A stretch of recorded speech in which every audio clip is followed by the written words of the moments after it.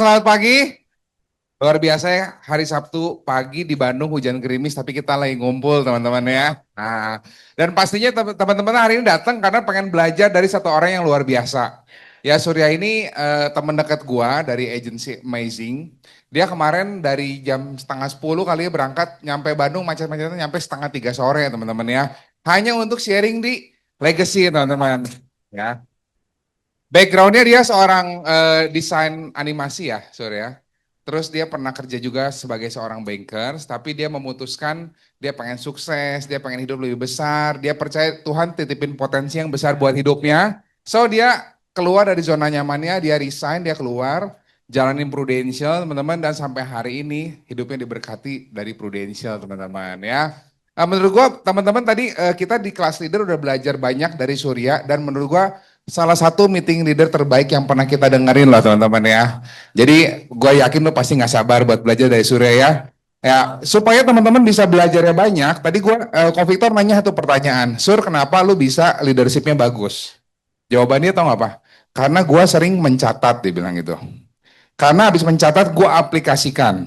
Ya kalau hari ini teman-teman hanya dengerin, tidak catat, nggak aplikasiin, gue yakin yang teman-teman dapetin nggak akan banyak. That's bad, bener banget ya. Tapi supaya teman-teman hari ini nggak cuman sekali lewat didengerin sekali doang, tapi bisa membawa kita 6 bulan ke depan jadi luar biasa teman-teman di 2025 ya. Jadi boleh angkat gadgetnya mungkin ya, buku catatannya teman-teman siap buat belajar dan catat. Oke, kalau gitu kita lihat video profil dari Surya Winata Fusada. Oke.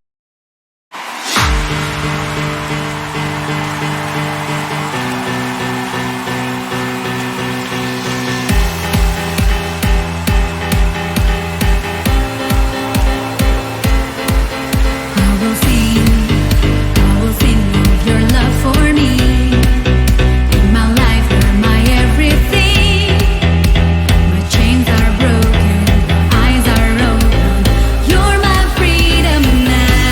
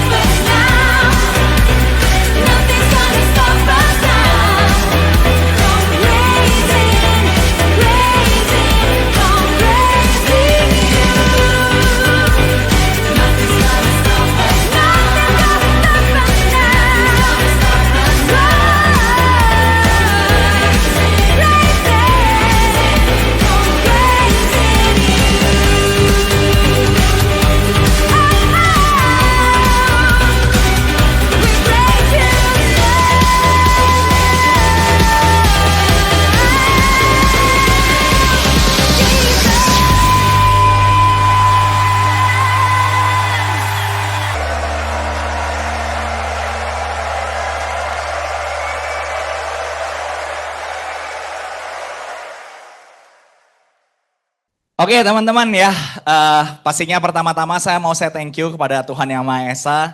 Kita dikasih kesempatan, kita dikasih kesehatan, kita bisa kumpul bersama di sini. Hari ini kita akan sama-sama belajar. Teman-teman siap untuk belajar? Keren. Kasih aplaus sekali lagi buat teman-teman semua ya. Saya pastinya juga saya thank you ya kepada Edo, leader-leader legacy, teman-teman agent semua di sini juga udah kasih saya kesempatan. Saya pastikan satu hal teman-teman ya. Teman-teman akan belajar banyak hari ini ya. Karena tadi Edo bilang ya, ini salah satu kelas dia terbaik ya. Jadi saya yakin dan percaya kelas yang terbaik juga sih harusnya hari ini. Jadi teman-teman siap belajar ya? Oke, kasih aplaus sekali lagi dong buat teman-teman legacy.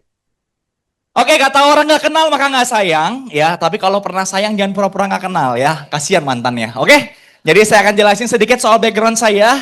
Saya lahir 17 Desember 91, Pematang Siantar. Ada orang Siantar? Mantap Riko ya, pasti sukses ya. Ada yang sering makan bakmi Siantar? Oh ya, oke mantap.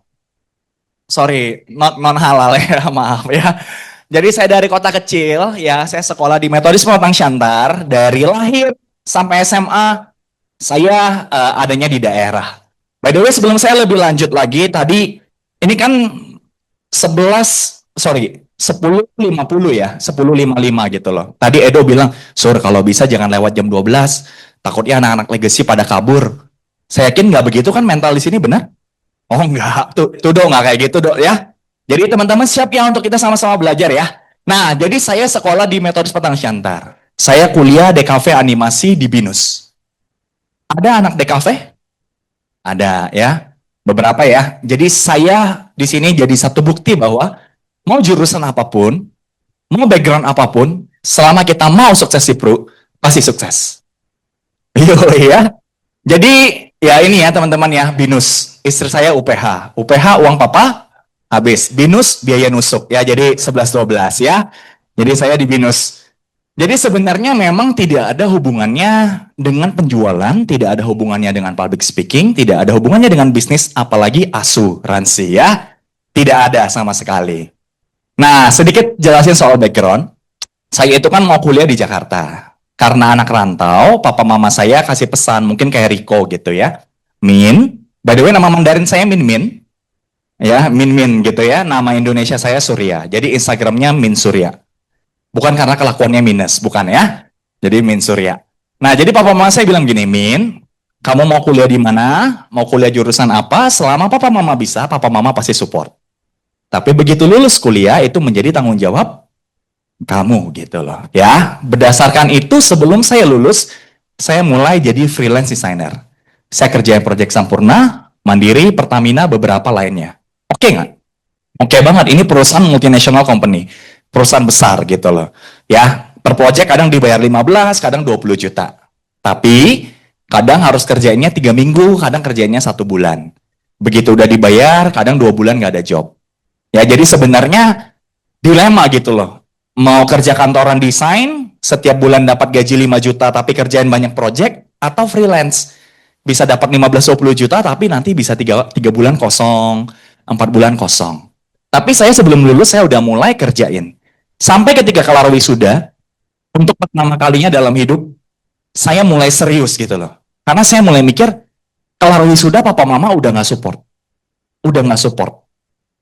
Dan saya punya prinsip bahwa anak perantauan seperti saya, kalau datang ke kota besar seperti Jakarta, itu harus berhasil. Itu harus berhasil. Prinsip saya dari dulu sampai sekarang, cacing-cacing, naga-naga. Karena dulu sering judi gitu ya. Cacing-cacing, naga-naga. Kalau mau jadi cacing, mendingan pulang ke daerah. Ada orang tua, ada tempat tinggal, ya kan? Makanan 4 sehat 5 sempurna lagi kalau di rumah. Kalau saya di BINUS mah makanannya nasi, tempe orek, telur gitu ya, 7.000 warteg. Jadi saya ngerasa, kalau saya di Jakarta, saya harus sukses sih. Saya nggak bisa sih hidup kayak begini terus. Capek sih ngekos. Nah, berdasarkan karena itu, saya mulai mikir, Sur, sebenarnya lu tuh di Jakarta mau jadi apa? Pernah nggak sih teman-teman mikir, gitu ya, mikir ya, sebenarnya mau jadi apa gitu loh. Jadi saya mikir, kayak jadi desainer enggak sih. Kayaknya desainer itu passionnya gue, tapi ketika passion bertemu biaya hidup, kok gue nggak enjoy ya? Kok gue nggak enjoy kerjainnya gitu loh. Tapi kalau pas dinafkahin orang tua, Gue enjoy banget menggambar, gue enjoy banget bikin ilustrasi dan lain-lainnya. Tapi begitu udah cari duit sendiri, gue nggak enjoy. Capek banget gitu loh. Kerjain 1 bulan, sehari tidur 3 jam, 2 jam gitu ya. Kerjaannya minum kopi, kadang kerating deng, kadang Red Bull gitu ya. Untung nggak klaim sakit kritis pas itu. Ya, jadi berdasarkan itu akhirnya saya mikir, saya pengen jadi seorang pebisnis. Layaknya anak muda pada umumnya. Saya mau jadi seorang pebisnis, tapi untuk bisa berbisnis di tahun itu 2014-13 dibutuhkan 2 hal. Yang pertama modal, yang kedua koneksi. Modal, tadi papa mama saya dari awal udah ingetin, Min, modal terbesar kamu adalah bagus, nyimak, adalah kuliah. Jadi kalau prinsip saya, sekali lagi tidak ada yang salah dengan anak yang punya privilege. Tapi prinsip saya adalah, begitu saya lulus, saya nggak mau jadi anak yang, Pak, mau dong buka usaha, mau dong dimodalin, saya nggak mau. Jadi modalnya saya pikir saya harus cari sendiri. Tapi koneksi saya butuh. Karena saya anak DKV animasi. Pernah lihat tendangan si Madun? Naganya Aling Dharma pernah? Nah itu bukan saya yang kerjain ya. Itu kayaknya nggak perlu kuliah gitu. Mohon maaf ya. Nah itu bukan saya yang kerjain ya. Jadi saya pikir, aduh saya butuh koneksi. Tapi karena saya setiap hari berkutat dengan laptop, dengan komputer, saya harus keluar dari zona nyaman saya. Untuk menjadi seorang pebisnis, paling gampang ketemulah dengan orang yang punya bisnis. Pekerjaan apa yang setiap harinya ketemu orang yang punya bisnis? Sales. Saya pikir sales bank nih. Sales bank pasti ketemu dengan orang-orang yang punya duit, yang mau kredit, yang mau deposito, yang mau nabung duit, benar nggak? Akhirnya saya banting setir, jadi funding officer. Saya ngelamar di 3 bank, BCA, Panin, Bank Bumi Arta. Yang ketiga saya juga baru dengar pada saat saya ngelamar. Ya, jadi ini kan BBA, Bank Bumi Arta, BCA ya. BCA itu kan bank capek antre. Kalau BBA bank bebas antre ya, nggak ada nasabahnya. Sebelum saya masuk ya. Jadi saya singkat ceritanya saya diterima di 3 bank ini ya. Puji Tuhannya diterima 3 bank ini, tapi menurut saya bukan karena saya pinter-pinter banget, tapi karena psikotesnya menggambar. Ya, jadi saya anak desain tidak terlalu susah. Tentunya saya pinter lah ya. Jadi saya diterima di BCA, dikasih penawaran 4,5 juta. Panin 4,5 juta. Bank Bumi Arta 5 juta. 500.000 lumayan nggak? Buat anak kosan. Kebayang nggak berapa mangkok Indomie dan es Milo yang bisa kita makan gitu ya? Jadi saya pikir, saya nggak nyari nama besar sih. Saya nyari duit gitu loh. Jadi saya pilihlah Bank Bumi Arta. Disinilah hidup saya berubah. Please fokus. Kenapa berubah? Karena dari orang yang setiap harinya di depan monitor, di depan laptop, saya dipaksa untuk setiap harinya ke pasar. Tanah Abang, LTC Glodok, Mangga 2. Untuk apa? Untuk cari nasabah. Nyaman nggak? Nggak nyaman. Hari Sabtu hujan-hujan datang ke sini nyaman nggak? Siapa yang bilang nggak nyaman? Tolong dicatat. Pasti nggak nyaman gitu loh. Saya juga nggak nyaman gitu loh pada saat itu. Tapi saya mikir begini, yang pengen hidup berubah siapa, Sur? Lu kan? Hari Sabtu hujan-hujan teman-teman datang ke sini. Kenapa sih? Karena teman-teman pengen punya perubahan hidup kan? Benar nggak? Kasih aplaus dong sekali lagi buat teman-teman ya. Jadi saya ngerasa nggak nyaman sih, tapi Sur, lu yang bilang kan lu pengen berubah hidup, lakuin. Puji Tuhan, 3 bulan saya lakuin, masa probation saya capai target. Income 5 juta naik jadi 5,5. Lumayan? Lumayan naik 10%. Singkat cerita 1 tahun pertama, saya nutup itu, target saya sebulan 2 miliar 5 NTB. NTB itu adalah new to bank. Kenapa? Karena dia bank kecil, bank buku 2, dia harus nasabahnya tuh baru. Nggak boleh nasabah existing. Nasabah existing tidak akan dihitung masuk ke dalam target. Puji Tuhan di tahun itu KPI saya 175%. Jadi kalau misalnya setahun 2 miliar 5 NTB, berarti kan 24 miliar 60 nasabah baru. Saya mungkin kasih 30-an miliar, 70-80 nasabah baru. Luar biasa nggak? Kebayang nggak kalau di Prudential? Hoci Okun kata orang Medan, benar ya? Ya? Jadi saya karena KPI-nya bagus, saya dipanggil direksi. Sur, datang menghadap. By the way, kalimat yang saya akan sampaikan di depan ini nggak perlu dipelajari. Kenapa? Karena kita mau full time di Prudential, ya. Jadi dia bilang gini, Sur, menghadap.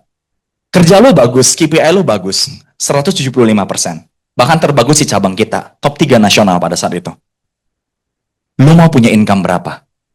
Lu mau dikasih income berapa? Sekali lagi nggak usah dipelajari karena kita mau full time di Prudential. Jadi saya bilang begini, saya layak dibayar berapa? Dia bilang, ya udah, income lu kali 2 gimana? Saya sempat mau bilang 8 juta gitu loh. Untung nggak ngomong gitu ya.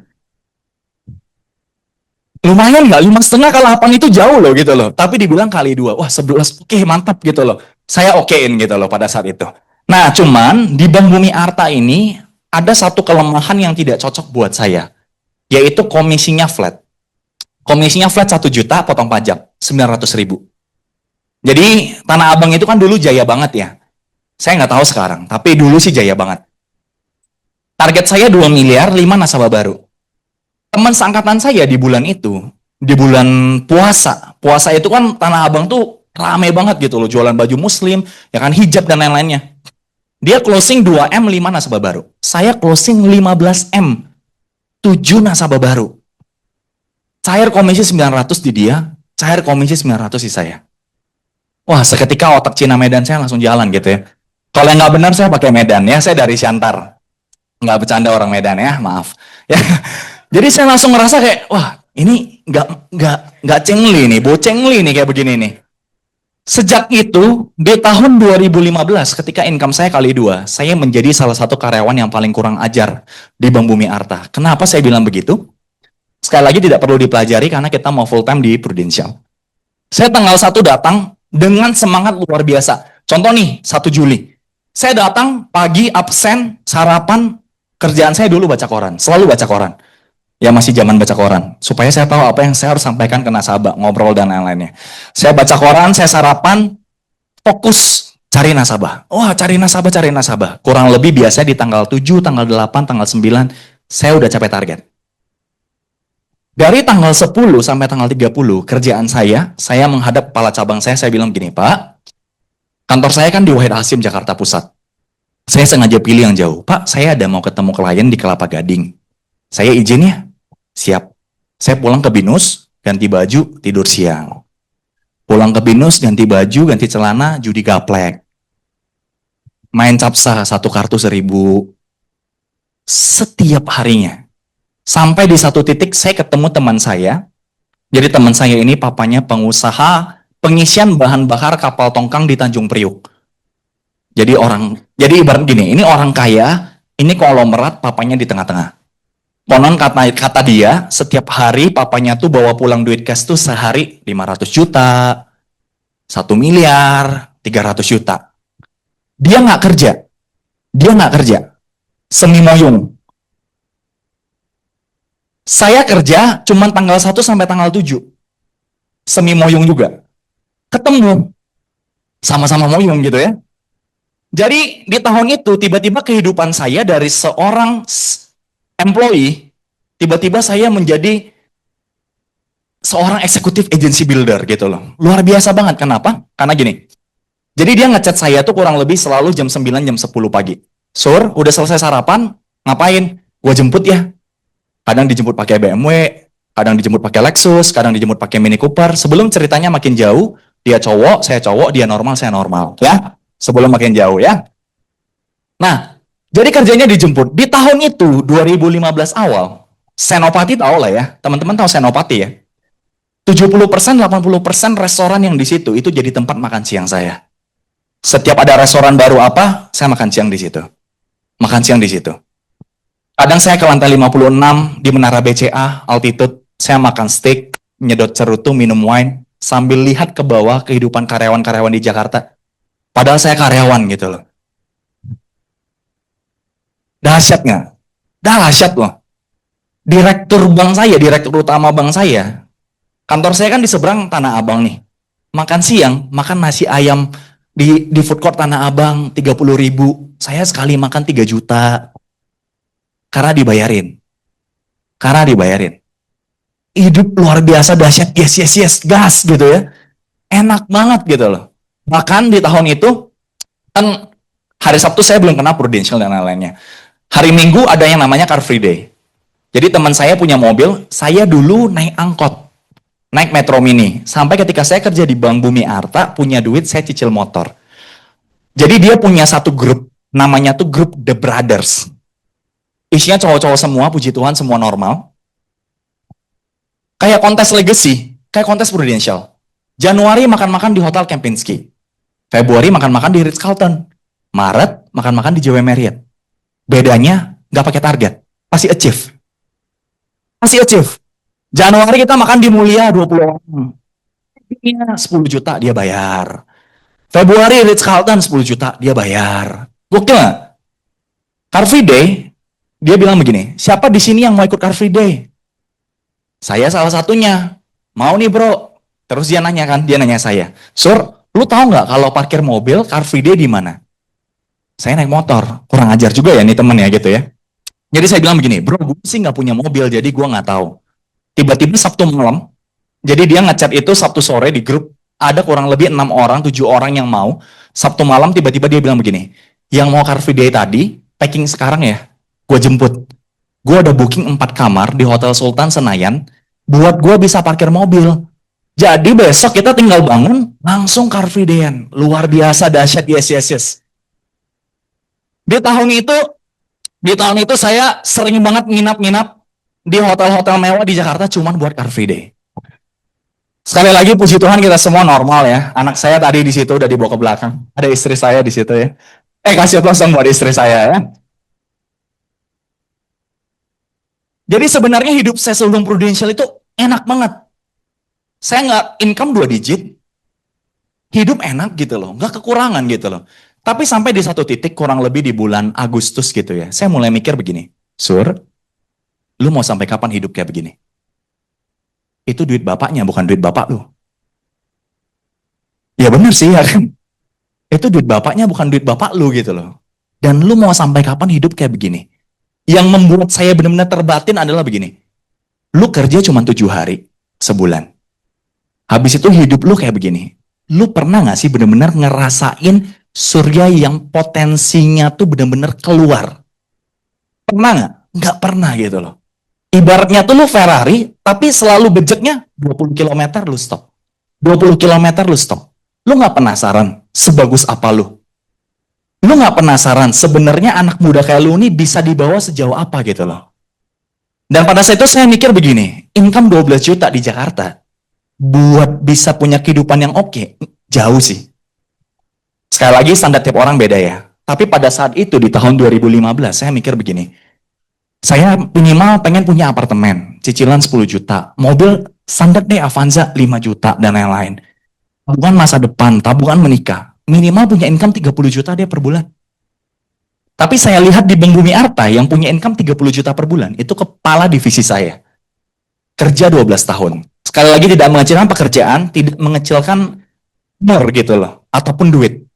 Tapi saya mikir begini nih, waktu itu saya umur 24. Umur 24, kalau hoki, saya ulangin ya, kalau hoki 12 tahun kemudian jadi kepala divisi. Berarti umur berapa? Umur 36 punya income 30 juta. Saya nanya lo, lu mau gak Sur? Sorry ya, gue gak mikir panjang loh. Gue langsung bilang, gue gak mau. Hoki aja lu gak mau. Gimana kalau enggak? Kalau nggak hoki aja lu nggak mau. Pernah nggak kita mikir gitu? Mohon maaf ya yang masih kerja ya. Atau coba usaha ya. Lihat orang yang jalanin. 5 tahun, 10 tahun di atas kita. Lihat. Kalau lu hoki kayak dia, mau nggak? Kalau di Pro, hoki kayak gua. Yang nggak hoki kayak gua lah ya. Hoki kayak Edo gitu ya.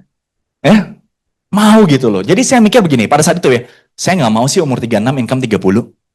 Saya mau 30 tuh udah dikasih berkelimpahan gitu loh. Titipin berkat berkelimpahan. Puji Tuhan melalui bisnis Prudential, semua tercapai. Kasih plus dong buat Bro ya. Nah, karena terbuka dengan peluang, akhirnya karena nggak nyaman kan? Karena nggak nyaman akhirnya terbuka dengan peluang. Berhati-hati dengan apa yang kita pikir. Pada saat itu mikir peluang yang datang, peluang. Kalau kita fokusnya, aduh masalah, wajar masalah makin banyak. Ya, fokusnya solusi, fokusnya peluang. Saya mikirnya, butuh peluang nih, butuh peluang. Tiba-tiba di bulan September 2015 itu, saya dicat sepupu saya begini. Sur, lu lagi di mana? Mau pulang kerja nih bro, kenapa? Datang dong ke KFC Binus, ada ayam lebih.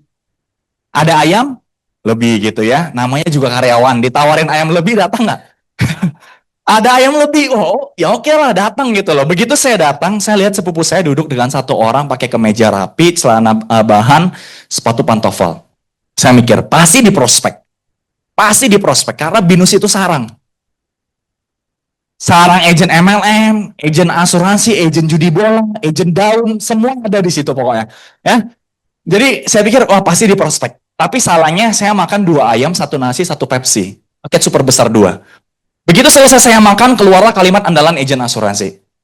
Mas, tolong diangkat dibersihin. Ya, begitu diangkat dibersihin, keluar kertas. Lu jalanin 5 tahun bisnis prudential, income lu 100 juta per bulan. Saya lihat muka dia dari atas sampai bawah, dengan sombongnya, saya berpikir dalam hati, kayaknya income lu nggak ada 100 deh. Sombong banget gitu loh. Dan saya mikir kalau semua orang income-nya 100 juta jadi agent, yang miskin siapa? Ya yang miskin yang nggak join. Saya kalau nggak join. Bener nggak? Kan banyak orang bilang gitu kan? Kalau semua orang jadi agent yang miskin siapa? Ya lu. Bener nggak? Ya, tapi saya bersyukur pada saat itu saya terbuka dengan peluang. Jadi saya bilang begini, dengerin baik-baik. Saya coba jalanin 6 bulan. Untuk dapat income 2 juta per bulan. Jadi tadi teman-teman lihat sandepan saya dengan segala gemerlap dan lain-lainnya. Goal saya di Prudential cuma 2 juta per bulan. Buat bayar uang kos. Saya bilang, kok kasih saya waktu 6 bulan, saya coba jalanin part-time. Full hard. Saya akan coba jalanin part-time, full hard. Siapa di sini yang masih part-time? Gak apa-apa, asal full hard. Yang full-time, tolong jangan fooling the time. Benar nggak? Jangan membohongin waktu gitu loh ya. Jadi, saya bilang part-time, full hard, 6 bulan, kasih saya waktu, saya mau ngejar 2 juta per bulan. Tapi Tuhan baik, dalam waktu sampai Desember 2 bulan lah ya, Oktober akhir saya AAJI, November Desember saya tutup 98 juta API. Jadi income saya 2,5 juta per bulan ya di Pru. Karena udah dapat, saya pikir kenapa saya harus berhenti? Benar nggak? Goalnya kan udah tercapai, kenapa harus berhenti? Upgrade lagi dong. Saya jalanin. Sampai di bulan Juni 2016, income saya di Bank Bumi Arta 12 juta, di Prudential 13 juta. Part-time full hard. Pertanyaannya sekarang, yang part-time yang mana? Kok saya datang tiap hari income 12 juta? Saya kerjain part-time full hard kok income 13 juta. Jadi dengan sadar, tidak dengan tipsi, saya pecat bos saya. Ya, saya pecat bos saya dari sampai hari ini. Saya full time fokus di Prudential, duitnya yang saya sebar kemana-mana. Kasih aplaus dong buat Prudential. Ya. Oke, kita langsung masuk ke materi. Happy? Boleh dibantu? Oke, hari ini saya akan bawain sesi dengan judul Change Maker. Ya, tadi saya mau bawa winning mentality, tapi udah dibawain Edo gitu ya. Ya, Change Maker. Oke. Perubahan bukan satu perubahan sampai terjadi perubahan. Ada yang ikut pria sejati di sini? 1, 3. Dahsyat ya. Jadi dia bilang begini, satu perubahan sampai terjadi. Dulu saya baca begini, apa ya ini ya? Tapi setelah coba dibaca, direnungkan, benar loh. Nggak akan ada perubahan kalau tidak ada sesuatu yang berubah. Ya kita seumuran lah ya, makanya saya pakai Dragon Ball. Ya. Jadi jangan harap ada perubahan kalau kita tidak berubah. Siapa yang pengen legacy makin bagus? Siapa yang harus berubah dulu? Kita dong, benar nggak? Saya dong, ya kan? Semua orang keadaan berubah menjadi lebih baik. Itu udah pasti. Semua orang terkecuali keadaannya pasti lebih baik. Tapi pertanyaannya, semua orang mau nggak berubah menjadi lebih baik? Nggak semua mau loh. Nah, lihat meme bilang begini, siapa yang pengen hidupnya berubah? Semua orang tunjuk tangan. Habis itu dibilang, siapa yang mau berubah? Mulai banyak yang turun. Aduh, tapi kan Sabtu ya, susah lah. Sabtu pagi ya, kan Sabtu hari tidur sedunia. Gue Senin sampai Jumat udah kerja kantor, brother, sister. Lu suruh gue datang lagi hari Sabtu. Terus pertanyaan ketiga adalah, siapa di sini yang mau jadi pemimpin perubahan? Kalau saya pengen banget gitu loh jadi pemimpin perubahan. Kalau bisa legacy, ya segede ini semua isinya tim kita, boleh nggak? Iya biar Ko Andre beli lagi ruko. Benar nggak? Kalau bisa pecah 4. Jadi pas saya datang udah nggak segini, sampai 4 sana. Boleh dong? Benar nggak? Itu dari siapa? Dari saya, dari kita. Ya, jadi ingat perubahan bukanlah satu perubahan sampai terjadi satu perubahan. Jadi kalau tidak ada yang berubah, tidak akan ada yang berubah. Nah, The first step toward change is awareness. Jadi kalau kita mau berubah, step pertamanya adalah kita harus sadar dulu bahwa kita harus berubah. Banyak orang di luar sana nggak sadar bahwa dia harus berubah. Selalu mikirnya begini, yang harus berubah orang lain lah. Lu lah, lingkungan lah. Sampai Tuhan Yesus disuruh berubah. Benar nggak? Padahal udah ada lagunya. Tuhan Yesus tidak berubah. Benar nggak? Dipaksa gitu ya. The second step is acceptance. Terima. Terima. Gue harus berubah nih. Gue nggak bisa nih kayak begini terus. Step yang ketiga, action. Jadi kalau udah aware, kita accept, kita lakukan dengan action. Oke? Teman-teman siap untuk berubah? Legacy, siap untuk berubah? Kurang kencang, siap? Oke. Nah, yang pertama, perubahan apa yang kita harus lakukan? Yang pertama, siap perubahan mindset. Once your mindset change, everything on the outside will change along with it. Pada saat kita berubah mindset, segala sesuatu yang di luar kita, itu ikut berubah loh. Contoh ya, ada yang bilang begini, jalanin prudensial susah. Siapa yang ngerasa jalanin prudensial susah? Ya nggak salah gitu loh. Di luar sana ada yang mikir begitu juga. Tapi kalau kita fokusnya ke susah dan masalahnya, orang mikirnya jadi begini, kan semua orang udah punya asuransi, nggak mau beli lagi sih kok. Orang udah pada punya asuransi, nggak mau beli lagi. Susah lah jual produk prudensial, selalu merasa kompetitor lebih baik, lebih murah di sana, harganya lebih cengli di sana, dapatnya lebih gede di sana. Saya orangnya nggak jago, jalannya bukan di sini, jadi jalannya di mana? Hah? Jalan mana? Jalan Sudirman? Oh iya, trotoar. Saya jalannya bukan di sini, ya jalannya di mana? Prudential susah bayar klaim, income-nya nggak tetap, negatif dan lain-lain. Banyak dengar kayak begitu. Tapi ada orang mikirnya begini, jalanin Prudential sih gampang loh. Kita kalau mikirnya begitu, kita kan fokus ke solusinya. Contoh ya, tadi kan orang bilang begini, yang susah. Semua orang udah punya asuransi, susah jualannya. Dengan masalah yang sama, mindset yang berbeda, dia mikir gini, banyak yang udah punya asuransi, artinya gampang jualannya. Saya bersyukur saya pada saat zaman agent, saya menjadi orang yang mikir seperti itu. Banyak yang punya Prudential, makanya saya join Prudential, paling gampang jualannya. Soalnya banyak yang punya, saya nggak takut saingan dengan sales lainnya, dengan agent lainnya. Karena saya yakin saya rajin gitu loh. Saya yakin saya bisa, tapi produknya udah pasti bagus. Orang laku, banyak yang punya gitu loh. Ya, banyak orang punya asuransi, artinya produknya laku dan gampang jualnya.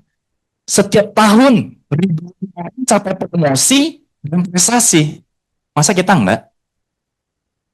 Yang ke Praha berapa kemarin? Ribuan loh. Kecuali misalnya gini, tahun depan yang dapat ke Amsterdam 20 orang, yang dapat ke Belgia 5. Benar, Prudential susah. Mending kita quit.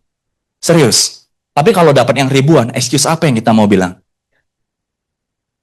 Kalau yang dapatnya yang promosi ribuan, yang pergi ribuan, artinya gampang. Sangat achievable. Sangat achievable. Dan ini yang saya suka di Prudential. Orang bilang gini, income-nya nggak tetap di Prudential. Justru karena nggak tetap, saya pindah ke Prudential. Kalau tetap, kayak saya dulu di kantor, 12 juta, tahun depan 12,2, 12,5, nah itu income tetap. Tapi di Pro, income 2 juta, 20, 50, 150, 200. Justru karena nggak tetap kan, kita di Pro, benar nggak? Kasih plus buat Prudential. Saya orangnya belum jago ngomong, tapi saya mau mendengarkan dan saya mau belajar. Ini penting nih. Kalau kita punya yang namanya mindset seperti ini, growth mindset, percaya deh. Tinggal tunggu waktu aja, semua pasti sukses kok di Pro. Saya percaya banget, ya. Ini ya, mindset yang benar. Nah, dia bilang gini nih, you will go through pain in your life, but how you choose to respond to it is your choice. Semua orang pasti akan ngalamin masalah dalam hidupnya. Tidak ada orang yang tidak ngalamin masalah dalam hidupnya. Cuman orang mati yang tidak punya masalah, tapi menciptakan masalah. Kalau nggak beli UP jiwa, benar nggak? Makanya fokus. Tawarin per future kayak tadi kan, belajar ya. Jadi saya ada satu cerita begini. Ada satu keluarga, ayah, ibu dan 2 anak laki-laki. Anggap aja Edo dan Ebo, ya. Enggak lah ya. Jadi ayahnya ini kerja, bukan ya. Ayahnya ini kerjaannya suka mabuk-mabukan. Bukan.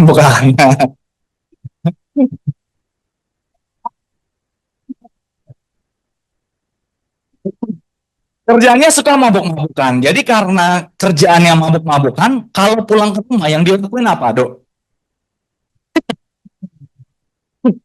Jadi yang dilakukan, enggak, bukan Edo dan Ebo ya. Jadi yang dilakuin adalah dia mukul istri, mukul anak. Ya, kerjaannya setiap hari pulang mabuk, mukul istri, mukul anak. Ketika anak laki-lakinya ini bertumbuh dewasa, anak laki-laki yang pertama menjadi sama persis seperti papanya. Kerjaannya mabuk-mabukan, pulang ke rumah, maki istri, maki anak, kadang main tangan. Tapi anak laki-laki yang kedua menjadi sangat berbeda dari ayahnya.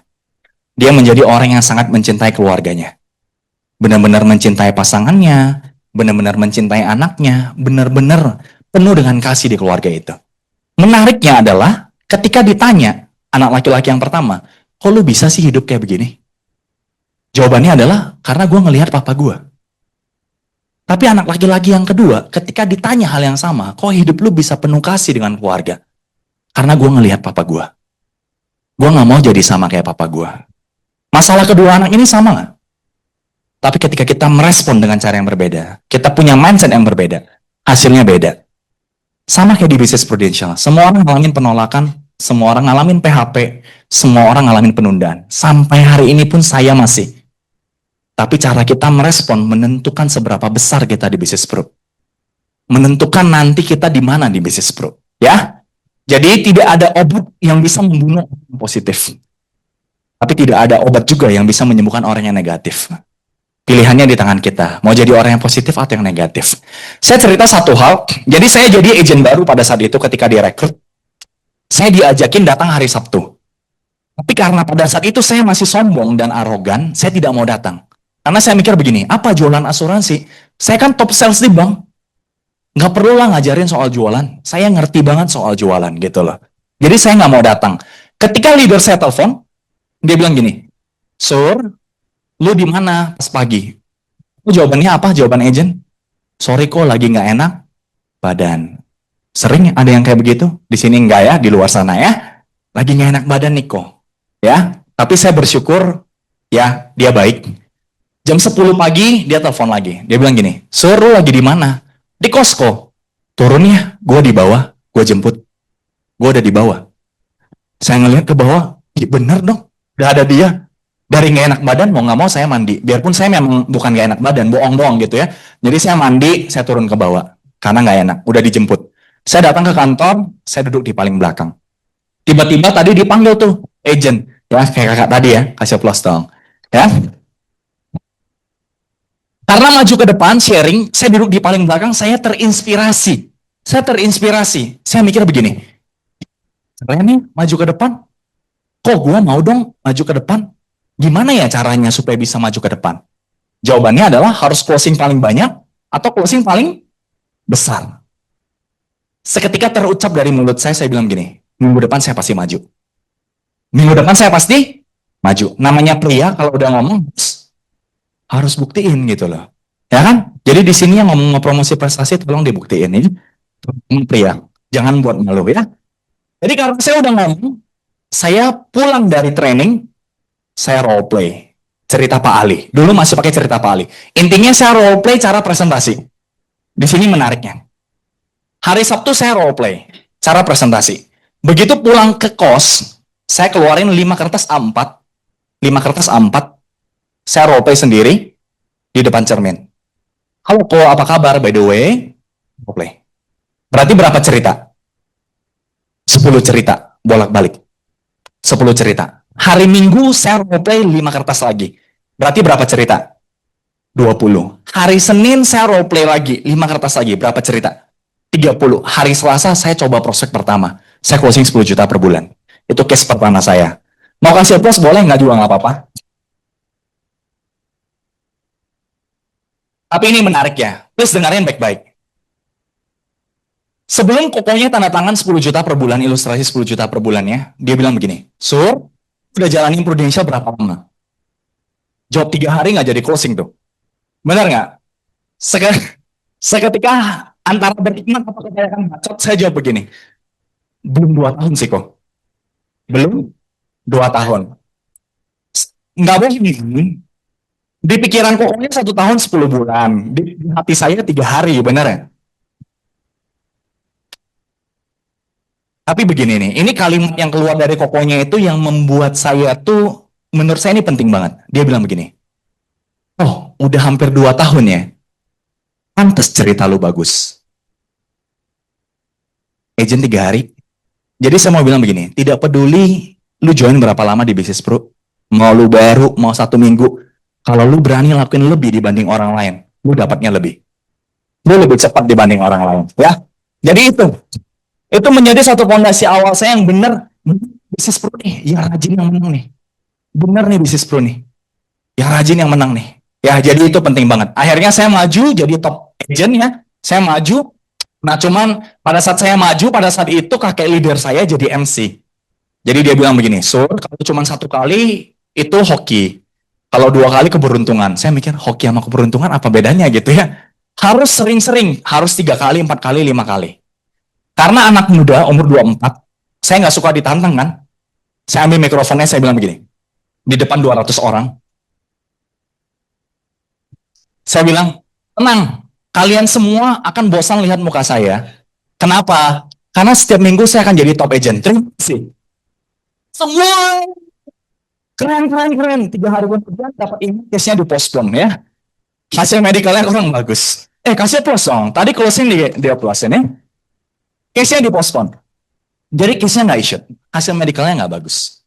Seketika itu saya ngerasa, gila sih, bisnis prudential nih. Hancur sih. Udah hitung komisinya 3 juta per bulan gitu kan, 120 juta API. Mungkin karena itu ya nggak issued. Jadi saya ngerasa kayak, wah ini bisnis nggak bener nih. Saat itu 2015 akhir, cari orang nabung 10 juta per bulan, itu susah loh. Itu susah loh, nggak kayak sekarang ya. Itu saya udah inget banget, sampai PHS Plan, H-Pro, Med Pro, PAAD Plus, ISCC, semua udah dimasukin gitu loh. Masih ada selisih duitnya gitu loh. Ya kan? Ya yang lama tahu lah. Jadi nggak gampang pada saat itu. Kok case-nya dipospon?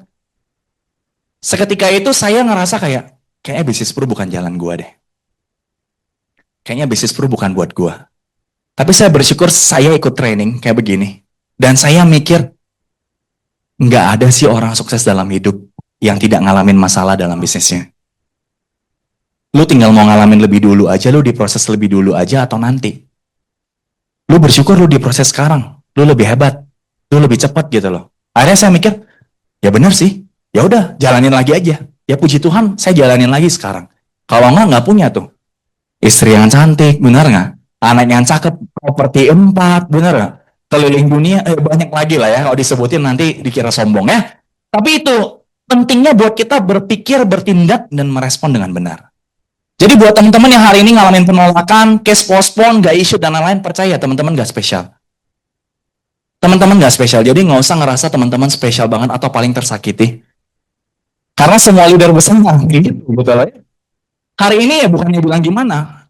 Ketika saya bertindak, respon, berpikir dengan benar, agent, top leader, agency director gitu loh. Semua penghargaan dapat. Coba pada saat itu, saya ngeresponnya dengan nggak benar. Saya nggak tahu sih hari ini di mana. Mungkin ikut teman-teman yang lain juga long weekend di Bandung, tapi nggak di sini. Ya, jadi 10% what happens to you, and 90% how you react to it. Ya, jadi please, ketika teman-teman punya masalah, ingat aja ini, ngerespon dengan baik dan benar. Pentingnya merespon dengan baik dan benar ya. Next, the hardest reason to escape is in your mind. Jadi selalu ingat growth mindset. Segala masalah ini selalu saya omongin dulu ya. Sampai hari ini juga menjadi prinsip saya. Saya cuma mikir gini, Sur, pokoknya segala masalah yang terjadi di lu dan yang sedang lu hadapin, ini untuk jadiin lu, mempersiapin lu jadi pribadi yang lebih baik. Untuk mempersiapin lu jadi leader yang besar. Bisa promosi, prestasi, mempromosikan. Udah itu aja. Kalau kita punya growth mindset kayak begini, setiap kali punya masalah, kita happy lu. Gila, gue mau dikasih masalah apa lagi nih? Gue mau dibentuk apa lagi nih? Gue mau dipersiapkan apa lagi nih? The mind is everything. What you think, you become. Siapa yang ngomong? Ya, betul ya. Nah, ini Buddha yang ngomong gitu ya. Tapi tadi barusan saya ngomong ya. Jadi, ingat growth mindset. Ingat growth mindset. Pokoknya setiap kali ada masalah, mikirnya begini. Kan gue yang minta buat jadi besar. Kan gue yang minta buat diproses.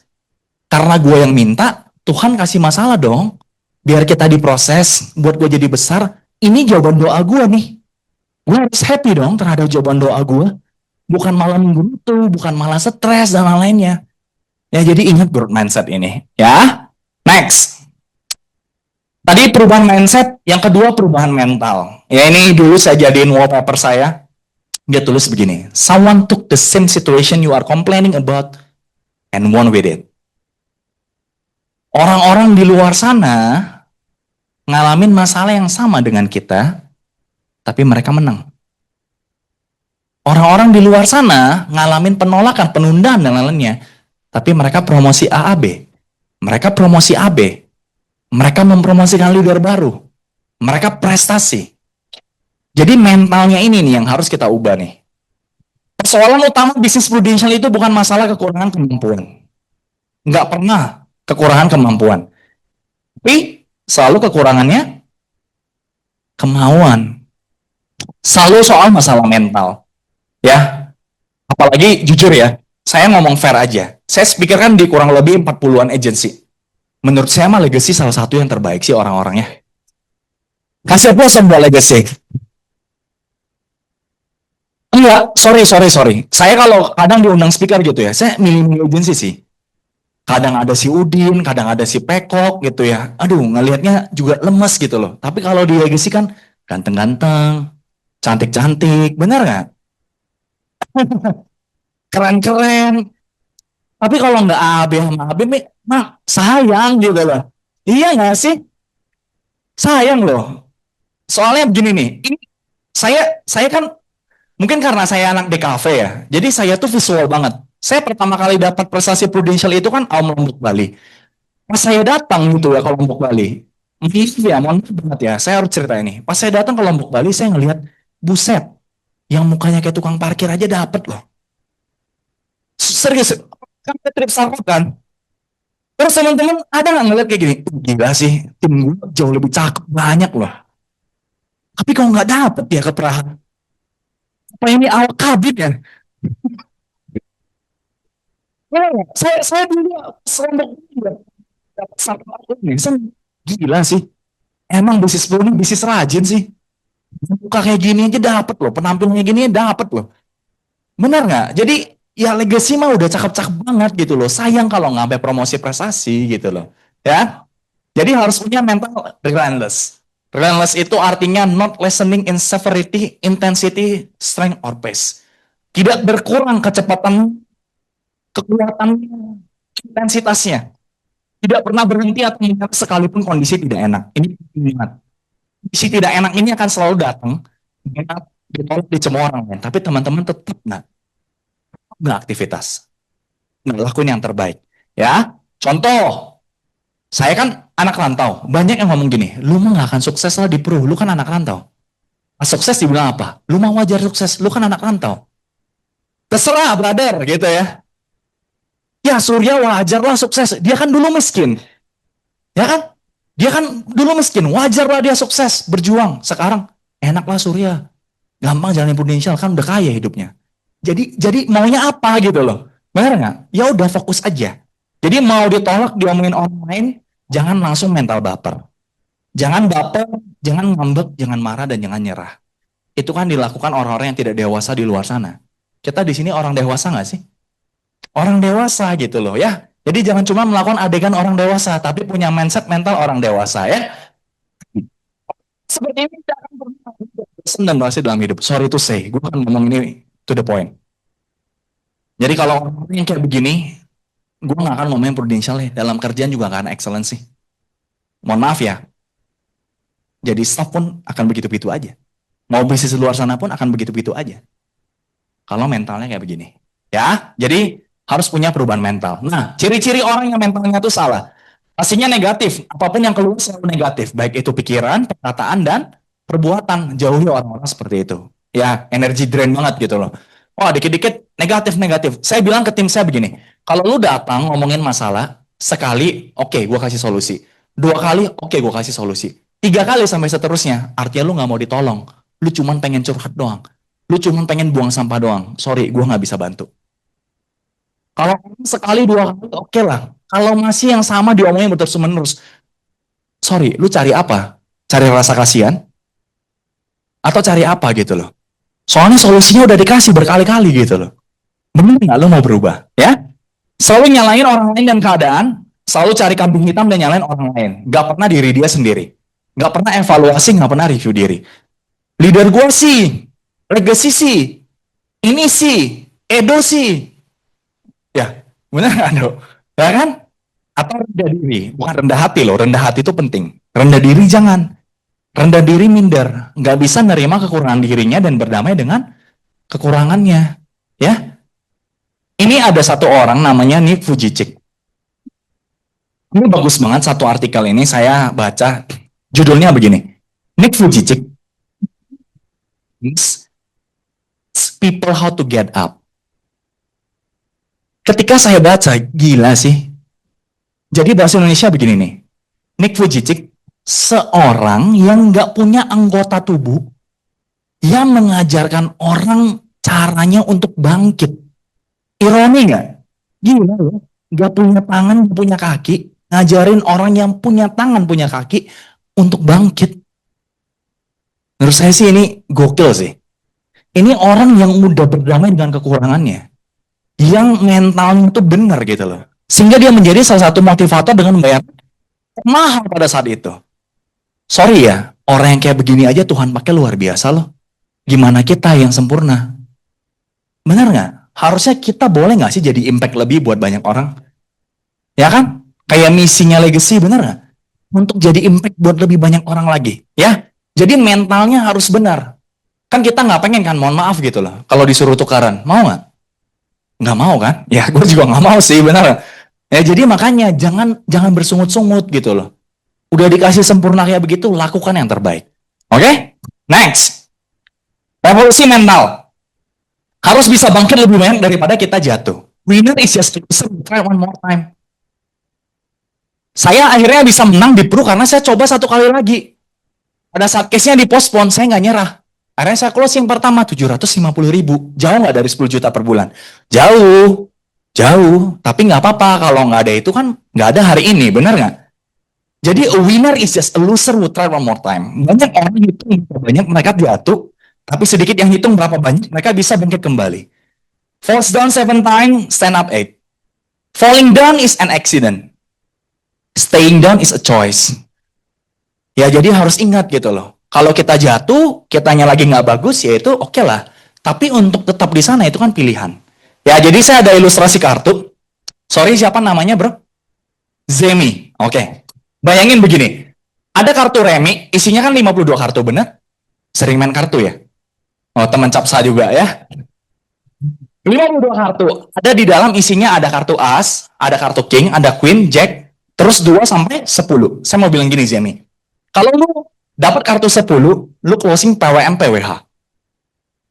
Lu closing asuransi kesehatan. Kalau lu dapat jack, lu closing asuransi jiwa. Kalau lu closing lu dapat queen king, lu closing PCB 88. Lu closing as, lu closing PSP 250 juta ke atas. Anggaplah API-nya paling gede. Sekarang kartu 52 itu saya shuffle, saya kocok. Saya kocok-kocok, saya bilang begini, kalau dari angka 2 sampai angka 9, berarti lu nggak closing. Zemi ambil satu kartu. Oke, ambil. Keluar angka 8. Closing nggak? Nggak closing. Ambil lagi? Ambil lagi. Keluar angka 3. Closing? Nggak closing. Ambil lagi? Keluar angka 4. Closing? Selama dia nggak berhenti, dia bakal dapat kartu as, dapat kartu jack queen king, dapat kartu 10. Sama nggak sih kayak di Pro? Sama. Cuman kadang pas kita udah mau dapat kartu as, kita quit. Pas udah mau dapat jack queen king, kita quit. Ini mindset yang saya selalu mikir begini. Sur, ini dengerin baik-baik. Ini penting banget di bisnis Pro. Sur, cuman butuh aktivitas satu kali lebih banyak lagi untuk punya hidup yang berbeda. Saya ulangin ya. Dia cuman butuh aktivitas satu kali lebih banyak lagi untuk punya hidup yang berbeda. Kenapa? Karena gini. Contoh nih. Satu kali aktivitas lagi. Tiba-tiba ketemu Andre Gunawan. Ada yang tahu nggak? Nggak tahu loh. Tiba-tiba ketemu Ko Victor. Nggak ada yang tahu. Nggak ada yang tahu. Jadi mindsetnya setiap pagi begini, cuma butuh satu aktivitas lebih banyak lagi, punya hidup yang berbeda. Karena lu nggak pernah tahu aktivitas berikutnya tuh arahnya kemana. Bisa jadi the next EAB-nya lu yang hasilin 100 juta per bulan ke lu satu orang ini gitu loh. Kita nggak pernah tahu loh. Jadi mindsetnya gitu aja. Ya, jadi saya ada satu ilustrasi kertas lupa.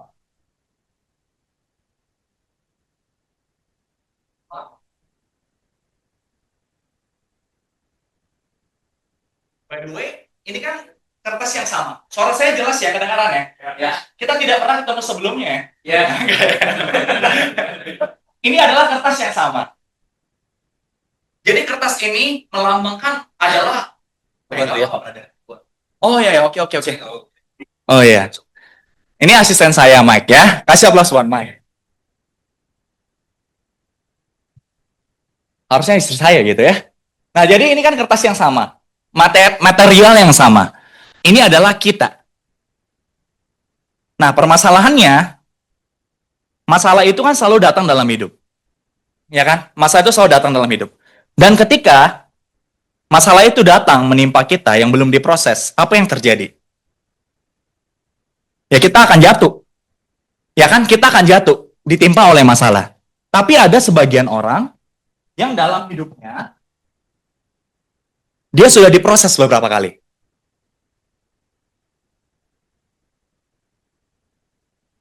Tapi ketika masalah datang, nggak apa-apa. Nggak apa-apa, ya. Inilah keindahan bisnis prudensial ya. Kalau rusak tinggal beli lagi. Dia juga nggak sanggup untuk diproses. Tapi ada orang yang membiarkan dirinya diproses, dia bangkit lagi. Diproses, dia bangkit lagi. Diproses, dia bangkit lagi. Diproses, dia bangkit lagi. Sampai satu saat, ketika masalah itu datang, masalah itu nggak bisa jatuhin dia. Kasih aplaus dong buat kita ya. Kalau teman-teman menang dari masalah, teman-teman harus siap diproses kali. Seperti begini. Dalam dari loh. Dikasih makan yang sama loh. Datang hari Sabtu, tapi ada orang yang tidak membiarkan dirinya diproses. Tapi ketika tadi kita biarin diri kita diproses, kita bangkit lagi. Proses bangkit lagi. Masalah itu datang. Seperti hari ini ya, coba deh tanya leader-leader besar. Ketika penolakan itu datang, kenapa itu datang, kita nggak pernah pusing lah. Udah biasa. Yang rugi dia kok. Nggak join sama gua, yang rugi lu, nggak punya leader bagus. Nggak beli sama gua, yang rugi lu, nggak punya agent bagus. Ya, jadi buat teman-teman, ayo punya evolusi mental. Oke, next. Tidak ada orang yang gagal di bisnis pro. Ada hanya mereka yang benar dan memutuskan untuk keluar. Nggak ada loh orang yang gagal di bisnis pro. Yang ada hanya mereka yang menyerah. Jadi ayo jangan menyerah gitu loh. Dan jangan keluar. Jangan keluar. Apalagi dari komunitas legacy ini bagus banget gitu loh. Ya. Kumpul dengan orang-orang yang satu visi, satu misi, yang satu tujuan gitu loh. Ya. Jadi stay. Nah, berikutnya perubahan aktivitas. Nah, dia bilang begini nih. Saya nggak tahu sih ini beneran Elon Musk atau bukan yang ngomong, tapi dia bilang begini. Kalau kamu kasih waktu 30 hari untuk membersihkan rumah kamu, kayak itu akan makan waktu 30 hari. Tapi kalau kamu kasih waktunya 3 jam untuk bersihin rumah, maka bersihin rumahnya selesai dalam 3 jam. Bukankah begitu juga sama dengan goals hidup kamu? Dengan ambisi kamu, dengan plannya kamu? Pertanyaan saya begini, Prudential tentuin nggak target kita sampai kapan? Kita yang nentuin kan? Benar nggak? Emang harus benar-benar pas-pasan 31 Desember? Boleh nggak kita bilang begini, saya maunya 1 Juli udah beres PCC mempromosikan. Boleh nggak? Boleh. Prudential marah. Atau kok Andre marah di sini? Buset, lu terlalu bagus. Nggak boleh di legacy. Nggak ada kan? Sama. Kenapa kita harus, maksudnya begini nih, ini sesuatu yang mengubah game dalam, maksudnya gini nih, kalau kita mikirnya kayak orang-orang di luar sana, setiap tahun 31 Desember, kita jadi kayak orang-orang di luar sana. Kenapa nggak kita selesaiin sampai bulan Mei?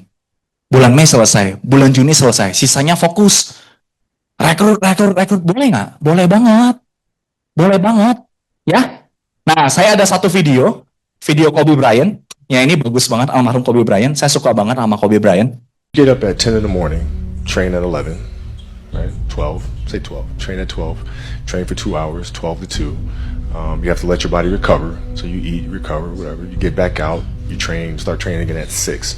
Train from 6 to 8, right? And now you go home, you shower, you eat dinner, you go to bed, you wake up, you do it again, right? Those are 2 sessions. Right now imagine you wake up at 3, you train at 4, you go 4 to 6, come home, breakfast, relax, blah, blah, blah. Now you're back at it again, 9 to 11, right? You relax, and now all of a sudden you're back at it again, 2 to 4, and now you're back at it again, 7 to 9. Look how much more training I have done by simply starting at 4, right? And so now you do that, and as the years go on, the separation that you have with your competitors and your peers just grows larger and larger and larger and larger and larger. By year 5 or 6, doesn't matter what kind of work they do in the summer, they're never going to catch up because they're 5 years behind. Bagus banget ya. Tadi dia bilang begini nih. Dia bangun setiap hari jam 4. Habis itu dia latihan basket sampai jam 6. Jam 6 dia sarapan. Habis itu dia istirahat sebentar. Habis itu dia latihan basket lagi. Jam 9 sampai jam 11. Habis itu dia istirahat bentar, makan siang, family time. Dia latihan basket lagi jam 1. Jam 1 dia latihan sampai jam 3. Jam 3 selesai, dia istirahat bentar. Jam 5 dia latihan lagi sampai jam 7. Habis itu selesai. Begitu terus dia lakuin setiap harinya. Sedangkan teman-temannya jam 9 latihan sampai jam 11. Istirahat bentar, jam 1 latihan sampai jam 3. Selesai. Dan dia lakukan bertahun-tahun. Sampai akhirnya tiba-tiba orang bilang gini, kok lu hebat banget sih Kobe Bryant? Kok lu jago banget sih? Kok gap kita jadi jauh banget sih? Di Prudential kalau kita ngelakuin kayak begitu, sama loh. Gak berasa loh. Saya dulu juga 2016. Sehari ketemu 3, sehari ketemu 2. Rekrut, fokus. Tiba-tiba 2025, maaf ya, kok jadi jauh ya? Kok gapnya jadi jauh ya? Kok secara prestasi jadi jauh ya? Kok secara grup jadi jauh ya? Dan kalau kita berani lakuin itu, aktivitasnya jauh lebih banyak dibanding orang lain. Jangan kaget kalau hidup kita lebih enak nantinya. Makanya jangan hitung-hitungan untuk aktivitas. Kalau kita hitung-hitungan untuk aktivitas, Prudential juga hitung-hitungan buat kita. Kalau kita cuma kerjain Prudential buat sampingan, income-nya juga income sampingan. Makanya harus disiplin dan komitmen action. Kalau kita memang mau excellent, kita mau jadi great gitu ya, memang harga yang harus dibayar ya, kita harus lakuin lebih banyak gitu loh. Kita harus lakuin lebih banyak dibanding orang lain. Ya, jadi komitmen dengan goal setting dan janji awal tahun, action yang kita lakukan efeknya jangka panjang. Yang tadi saya bilang, action yang kita lakukan ini efeknya jangka panjang. Kita nggak pernah tahu kapan kita nemuin the next Andre Gunawan, the next Herianto, kita nggak pernah tahu. Jadi jangan pernah mengecilkan aktivitasnya kita. Ya, mengetahui dan melakukan adalah hal yang berbeda. Take action, jangan nunda. Saya bilang begini, waktu yang tersisa lebih dari cukup untuk orang yang setia dan melakukan. Tapi buat orang yang memang tidak melakukan, mau 5 tahun juga nggak akan kejar sih. Saya udah hampir 10 tahun di Pro, masih ada juga sih yang 10 tahun nggak kejar. Karena emang nggak mau ngelakuin aja. Tapi ada orang cuma dikasih waktu 10 minggu promosi prestasi. Itu kan cuma tergantung kita aja mau atau enggak. Ya, jadi perubahan aktivitas. Next. Oke. Nah, yang tadi saya bilang ya, kita cuma butuh action 1 kali lebih banyak untuk punya kehidupan berbeda. Jadi jarak antara mimpi dan realita kita itu disebut action. Saya masih punya mimpi yang banyak banget. Pengen punya sih, pengen punya shit gitu ya. Wah, pengen sendiri. Ini 100 meter. Pengen ini, pengen itu. Capainya gimana? Ya udah action. Jaraknya kan cuma itu aja. Dari mimpi dan realita kita jaraknya cuma action aja. Nah, pertanyaannya gini, mana yang kamu mau? Rasa sakit karena rasa sakit karena bertumbuh. Mana yang kita mau? Kalau saya sih mendingan rasa sakit karena bertumbuh. Gak enak lo hidup gitu-gitu aja, serius deh. Mohon maaf ya. Coba deh tanya leader-leader besar di sini. Mohon maaf banget. Sering gak dicat sama teman-temannya, mungkin teman seangkatannya, teman sekolahnya. Bro, lu kan udah sukses. Boleh nggak bantu gua? Gua butuh nih buat susu anak. boleh nggak bantu gua bayar sekolah anak gua bulan ini aja? Boleh nggak gua pinjamin? Banyak gitu loh. Banyak. Jadi nggak enak loh hidup gini-gini aja gitu loh. Lebih enak rasa sakit karena bertumbuh. Ya emang nggak enak juga sih. Tapi ketika kita lewatin proses itu, tiba-tiba kita ngelihat, wow, gue udah jauh banget ya dari yang dulu. Saya aja kalau ngelihat gitu ya, wah gila 9 tahun. Udah jauh banget dari yang dulu. Udah lupa rasanya naik motor. Udah lupa rasanya makan warteg. Enggak ya, masih gitu ya. Lagi pas kemarin, 2 tahun kemarin ya, saya dapat 5 tiket dari Pru. Saya ngajak istri, papa mama mertua, saya tambah 1 tiket. Kita keliling Italia 2 minggu. Tadi nonton Juve ya, sorry fans Inter Milan ya. Nonton Juve ya juara Copa. Oh itu gila sih. Saya cuma mikir begini sih kayak, gila dulu gua jam 2.30 subuh dibangunin papa gitu loh. Bangun, yuk nonton Juve. Iya nonton Juve, nonton masih zaman Del Piero, Trezeguet gitu loh. Tapi tahun kemarin saya bisa bilang gini, Pak, kita nonton Juve yuk. Di stadionnya langsung gitu loh. Dan Juve juara gitu loh. Sorry, mata saya hampir berkeringat gitu ya. Itu sesuatu yang menurut saya tuh kayak, wah gila sih. Itu gila banget sih. Kalau nggak perlu sih, kayaknya nggak dapet sih. Makanya saya kenapa bilang ke teman-teman, ya harus sukses di Pro gitu loh. Harus mau diproses. Karena hidup yang teman-teman akan dapat itu enak banget. Dan saya nggak mau enak ini cuman segelintir orang yang ngerasain. Tapi kita semua. Saya bukan orang legacy gitu, tapi saya terbeban gitu loh untuk melihat teman-teman legacy. Come on gitu ya, untuk bisa punya hidup yang enak gitu loh. Yang juga bisa impact-nya tuh buat keluarga, buat orang yang kita sayang. Gitu sih. Ya. Next ya. Miskin jadi sukses ada ya, orang jelek jadi sukses juga ada. Ya di sini nggak ada orang jelek ya. Bahkan orang berkebutuhan khusus jadi sukses juga ada gitu loh. Yang tidak akan pernah ada lah orang malas yang jadi sukses. Jadi please buang jauh-jauh tuh rasa malas. Cuma coba pikirin begini kalau lagi malas. Masih banyak loh orang-orang di luar sana yang nunggu kesuksesan teman-teman. Jangan jadi orang yang egois gitu loh. Ada orang tua, ada pasangan, ada anak. Jangan cuma mikirin hidup tuh diri sendiri aja gitu loh. Ya, saya ada satu video 80 years, ini bagus, teman-teman please dengerin kata-katanya ya. Ask yourself one question. When you're 80 years old, lying in bed, looking back at your life, will you regret it? Will you regret not trying, not risking, not chasing a dream that mattered more than anything? Failure is temporary, but regret is forever.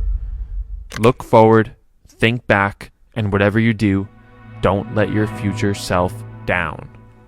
Tadi dia bilang begini, coba bayangin di umur 80 tahun, pas kita lagi di kasur gitu ya, wah bentar lagi PCB 88 gua cair. Nggak.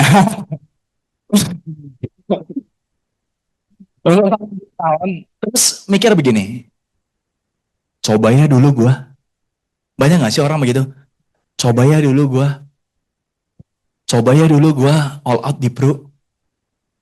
Coba ya dulu gua berani rekrut lebih banyak, prospek lebih banyak.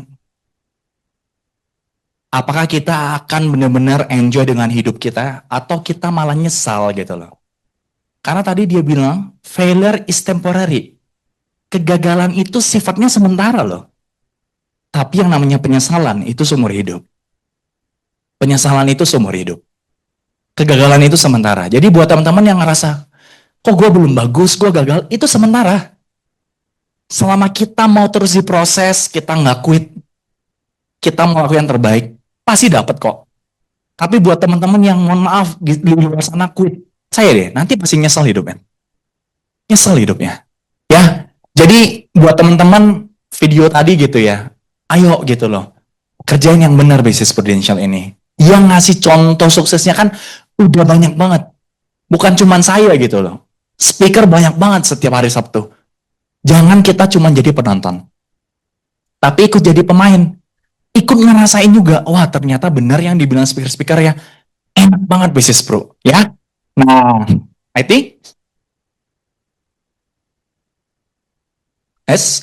belum sabar, ya. If you are brave enough to start, you are strong enough to finish.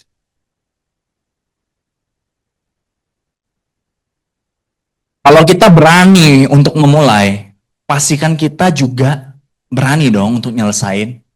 Ya, kalau teman-teman berani hari Sabtu kayak begini datang, dengerin saya, ayo kita selesain bareng-bareng. Kita selesain bareng-bareng pertandingan ini sampai 31 Desember. Jangan quit di tengah-tengah, jangan. Lakuin yang terbaiknya kita. Siapa di sini yang mau promosi prestasi? Yang mau hidupnya berubah akan bisnis prudential? Siapa di sini yang mau?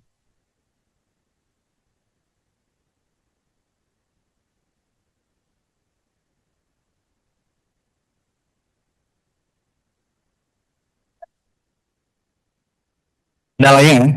Siapa di sini yang mau? Tapi sorry, kesempatan itu tidak datang 2 kali. Kesempatan itu tidak datang 2 kali. Tapi kesempatan itu selalu ada beroperasi. Aplausnya kurang meriah dong. Kita sambut dengan legacy. Aplaus yang paling meriah buat Surya. Dan boleh, ya Mima ada? Iya. Kita panggil istri Surya juga ke depan, ya Mima. Boleh, yang istrinya cantik banget, Surya. Beruntung sekali. Surya yang beruntung atau istrinya yang beruntung ini? Dua-duanya beruntung ya. Oke. Nah, hari ini saya belajar banyak buat saya sendiri ya. Tadi saya diingetin. Salah satu yang menurut saya, ini saya ngingetin juga buat teman-teman yang masih lebih muda jauh. Buat saya tadi waktu Surya ceritain tentang regret, ada 2 hal sebenarnya gue regret. Pertama, gue mulai nggak lebih muda, Surya. Jadi gue itu waktu di Prudential direkrut umur 22, ya nggak percaya, umur 26 direkrut lagi nggak percaya, baru 29 gue jalan. Dan kalau gue liatin lu berdua di umur segini, mantep banget ya, postur, cara ngomong, asik banget. Jadi semakin lu muda mulai, menurut gue lu punya advantage yang jauh luar biasa. Ya, dan yang kedua yang tadi, regret gue yang terbesar adalah salah satunya adalah nggak bisa kasih kesempatan buat mamah. Jadi ketika gue punya income 100 juta, gue itu mamah udah nggak ada bareng gue. Tapi tadi waktu dengerin lu ceritain gimana sampai lu berkaca-kaca bawa papa ke luar negeri, ya ceritain nonton Juventus, itu keren banget. Ya jadi aplaus sekali lagi buat Surya dan Jemima yang udah kasih terbaik buat kita. Dan ingat ya teman-temannya, sama-sama untuk jadi change maker tentunya ada 3 hal yang perlu kita lakukan. Pertama apa? Perubahan mindset. Kedua apa? Perubahan mental. Dan ketiga adalah nggak cuma sampai situ, kalian juga perlu namanya activity. So, tadi diingetin lagi tentang circle project di mana kita fokusnya sama activity. Sama-sama kalau hari ini teman-teman belum daftar, teman-teman daftar. Kenapa? Karena kita udah punya semua toolsnya. Ya, itu aja dari kita.